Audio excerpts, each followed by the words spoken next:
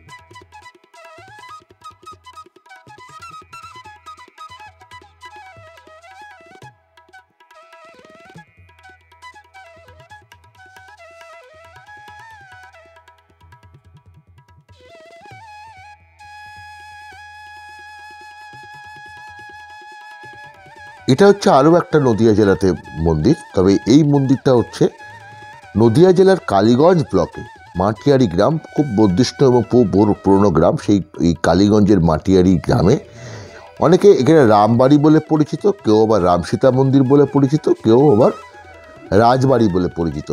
এখানেই কিন্তু রাম সীতা মন্দির রয়েছে। এখানেও রাম, সীতা এবং লক্ষ্মণের মূর্তি রয়েছে। সেখানেও সবসময় সারা বছরই পুজো হয়, প্রত্যেক দিন।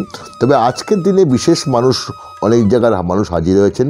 পার্শ্ববর্তী জেলার অর্থাৎ পূর্ব বর্ধমান, কাটোয়া, দাঁইহাট বিভিন্ন এলাকার মানুষ নদী পারাপার হয়ে এসে এই মন্দিরে আজকে পূজা অর্চনায় নাম কীর্তন এবং হরিনাম এবং রাম নাম সব কিছু করে কিন্তু আজকের দিনটা পালন করলেন। সেখানেও বেশ মানুষের ভিড় হয়েছিল, সমাগম হয়েছিল। এবং এই নদিয়ার কালীগঞ্জে এটাও কিন্তু বহু পুরনো। এলাকার মানুষরা দাবি করছে প্রায় 400 বছরের, আনুমানিক 400 বছর এই আগে এই মন্দির প্রতিষ্ঠাতা হয়েছিল এবং সেখানে রাম মন্দির রয়েছে।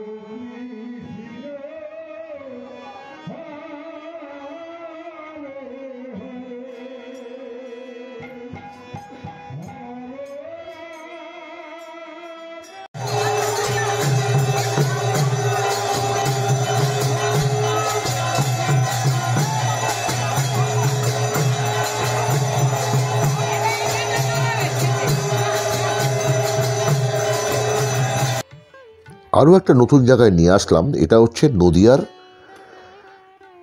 শক্তিনগর পাঁচমাথা মোড়, পাশেই বৈকুণ্ঠ সড়ক আছে। এই বৈকুণ্ঠ সড়কেই সনাতনী ধর্মের মানুষ এখানে পুজো করছেন। এবার আজকের দিনেই পুজো করেছেন।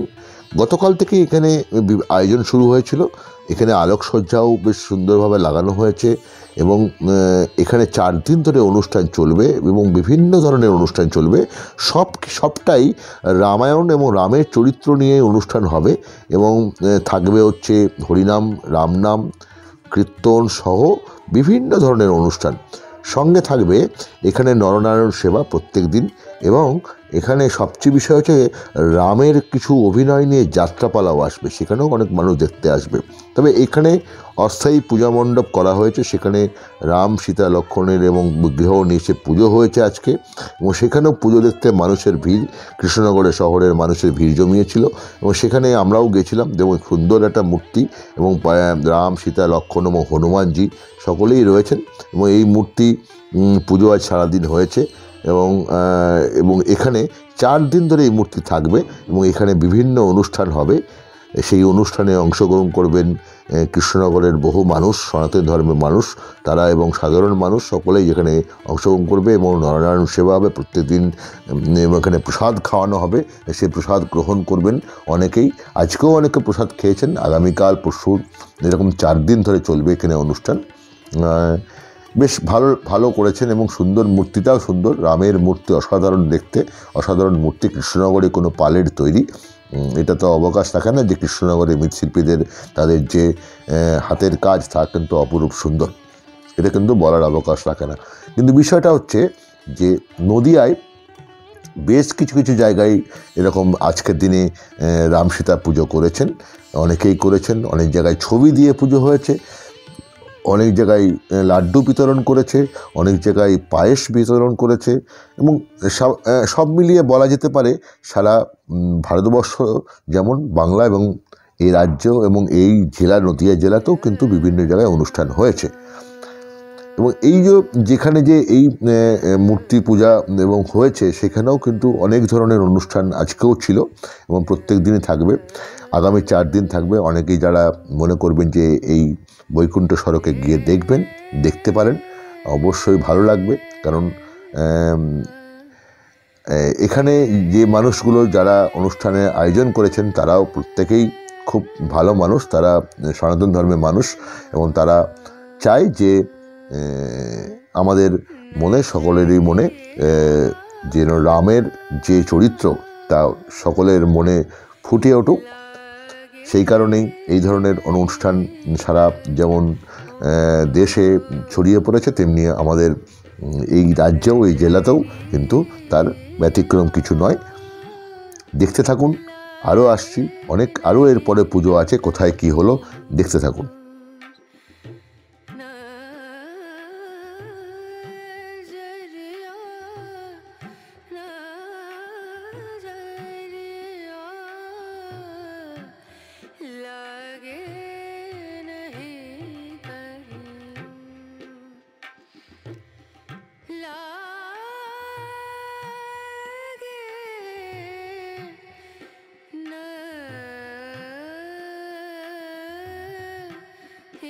আরও একটা পুজো চলে আসলাম। এটা কিন্তু কৃষ্ণনগর কোতোয়ালি থানার ঠিক উল্টো দিকে একটি অস্থায়ী পূজা মণ্ডপ করে, সেখানেও কিন্তু রাম সীতা লক্ষ্মণের পুজো হচ্ছে।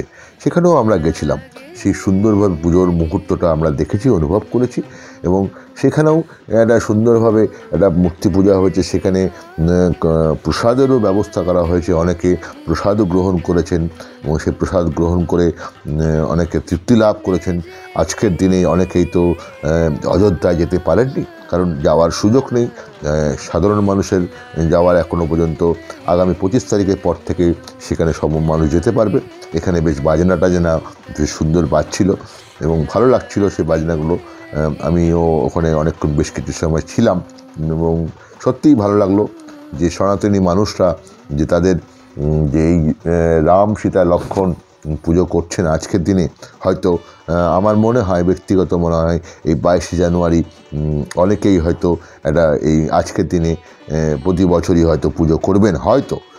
এই কারণ 22শে জানুয়ারি 2024 সাল এটা ঐতিহাসিক দিন হয়ে থাকলো। এই দিন হয়তো সব জায়গাতেই আগামী দিনে রাম সীতা পুজো করবে। এরপরে আমরা আরেকটা জায়গায় চলে আসব। সেখানে আজকের দিনে অর্থাৎ কৃষ্ণনগর সংলগ্ন বিষ্ণুপুর অর্থাৎ ঠাকুরতলায়, নৃসিংহদেব তলা জায়গায় বলা হয়, সেখানে কিছু মহারাজ এসেছিলেন এবং কিছু সনাতনী ধর্মের মানুষ এসেছিলেন, যারা আজকের দিনে বিশেষভাবে একটা অনুষ্ঠান করেছেন, যেখানে যজ্ঞ করেছেন, মহাযজ্ঞ, যে যজ্ঞ বিশ্ব শান্তির জন্য যজ্ঞ করেছেন। সেখানে কিছু মহারাজ এসেছিলেন, সেখানেও আমরা গেছিলাম। সেখানে যজ্ঞর আয়োজন করা হয়েছিল, এটা অসাধারণ যজ্ঞ কুণ্ড করা হয়েছিল।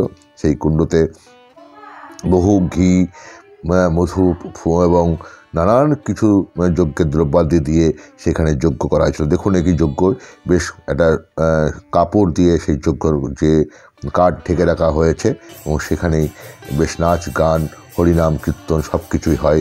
এখানে অনেক মানুষ এসেছিলেন ভক্তরা, সেখানে অনেকক্ষণ তারা নামযজ্ঞ কীর্তন করেন এবং কীর্তন করার পরে তারপরে পরবর্তীতে এখানে যজ্ঞ, মহারাজ যজ্ঞ করেন বিশ্ব শান্তির জন্য। আজকের দিনে যে অযোধ্যায় রাম মন্দির, নতুন যে রাম মন্দির, সেখানে রামলালার প্রাণ প্রতিষ্ঠাতা হয়েছে এবং আগামী 25 তারিখ থেকে সকলের জন্য সেই অযোধ্যার মন্দির খুলে দেওয়া হবে। অনেকে হয়তো পৌঁছতে পারেননি সেখানে, কিন্তু আজকের দিনে অনেকে যে যেরকম পেরেছে সেখানেই তারা আজ রামের নাম নিয়েছেন। যে রাম অযোধ্যায় যখন রাম লালার প্রতিষ্ঠা হচ্ছে, দেখুন এখানে অনেকগুলো হনুমানজি চলে এসেছেন। তারা কোথা থেকে আসলেন জানে না কেউ, যে এখানে হঠাৎ করে এখানে সনাতন ধর্মীরা মহারাজরা হাজির হয়েছেন মহাযজ্ঞের। সেখানে কিন্তু হনুমানজিরা হাজির হয়েছেন, অনেক ভক্তরা এই হনুমানজিদের হাতের খাবার তুলে দিচ্ছেন। তারা এই হনুমানজিরা খাবার নিয়ে কিন্তু মহা আনন্দে খাচ্ছে। বেশ ভালো এবং একটা সুন্দর পরিবেশ তৈরি হয়েছিল একটা। এবং সেখানে কিছু সময় পরেই আমরা দেখলাম যে যজ্ঞর যে আয়োজন সেটা শুরু হয়েছে এবং যজ্ঞ ধরাবে বলে, অর্থাৎ যজ্ঞ শুরু করবে বলে তার প্রিপারেশান আমরা দেখতে পাচ্ছিলাম। কিছু সময়ের মধ্যে এই যজ্ঞ শুরু হয়েছে, দেখতে থাকুন। হ্যাঁ, আপনারা যজ্ঞটাও দেখুন।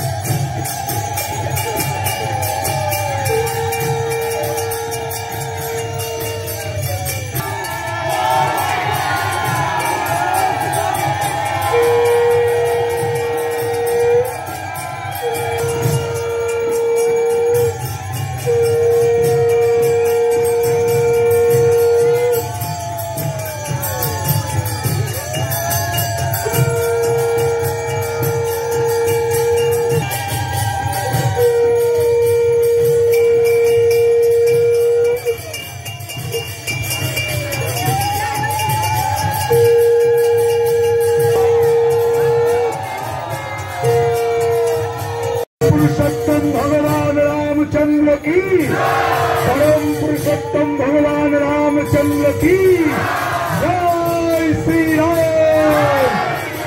एक ही नारा एक ही नाम,